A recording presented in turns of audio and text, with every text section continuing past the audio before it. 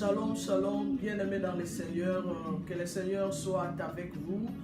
Merci d'être connecté avec vous au travers de cette mission. Vous vous souvenez encore que nous avons parlé la fois passée de cœur de l'homme et nous avons reçu vos réactions. Vous nous avez envoyé les messages. Il y a de ceux-là qui nous ont appelés pour nous dire que vous avez été bénis par ces paroles d'encouragement. Et cela a aidé chacun de nous, chacune de nous à rentrer un peu en nous-mêmes et à comprendre les réalités qui sont tout autour de nous et surtout la vie quotidienne de la manière dont nous vivons nos relations avec les autres et nos relations avec Dieu. Et la fois passée, nous avons parlé de cœur de l'homme. Le cœur de l'homme, d'où nous avons tiré notre verset dans le livre des Hébreux 10, 11 à 13. Et nous avons aussi parlé de Jérémie 17 à partir du 9e verset. Là où la Bible nous dit que le cœur de l'homme est tortueux par-dessus tout. Et il est incurable. Qui peut les connaître? Moi, l'Éternel, je sonde le cœur.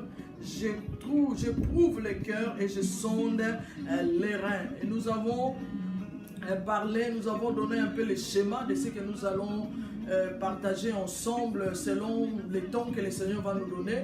Nous avons parlé de cœur de l'homme et nous avons parlé également de signes indicateurs des hommes mauvais, de femmes mauvaises, des hommes méchants et des femmes méchantes.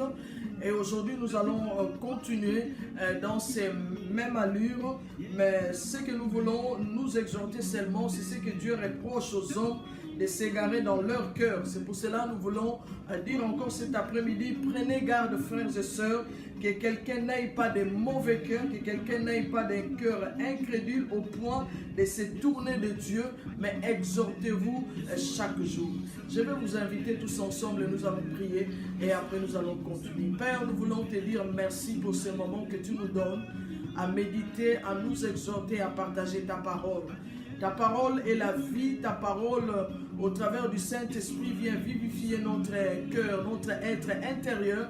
Et nous prions Seigneur que la parole de cet après-midi puisse toucher le cœur de ceux-là qui seront à l'écoute, que cela nous amène à marcher dans la crainte de Dieu, à marcher dans la fidélité de Dieu.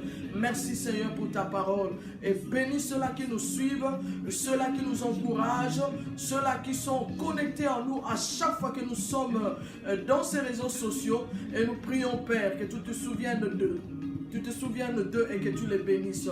Bénis ce moment en ton nom Jésus. Nous t'avons ainsi prié et nous disons Amen, Amen, Amen. Bien-aimés, prenons garde que quelqu'un de nous n'ait de mauvais cœurs, de mauvais incrédules au point de se détourner de Dieu, mais exhorte-nous chaque jour par la parole de Dieu.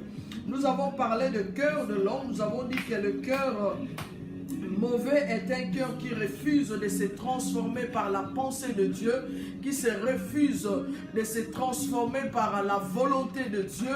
Un cœur mauvais, c'est ce cœur-là qui refuse de se repentir et qui s'oppose au dessein de Dieu.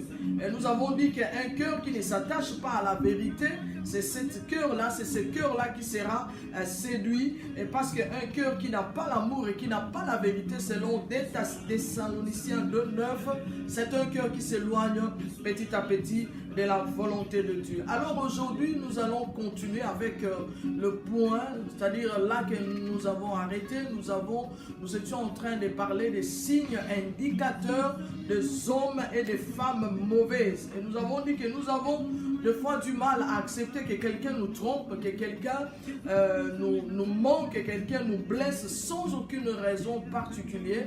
Et cela nous frustre. C'est simplement parce que nous sommes sans ignorer que tout autour de nous, nous avons des hommes mauvais et des femmes mauvaises. Même dans le mariage, il y a aussi des femmes qui sont mauvaises et des hommes qui sont mauvais et des femmes qui sont méchantes et des hommes qui sont méchants.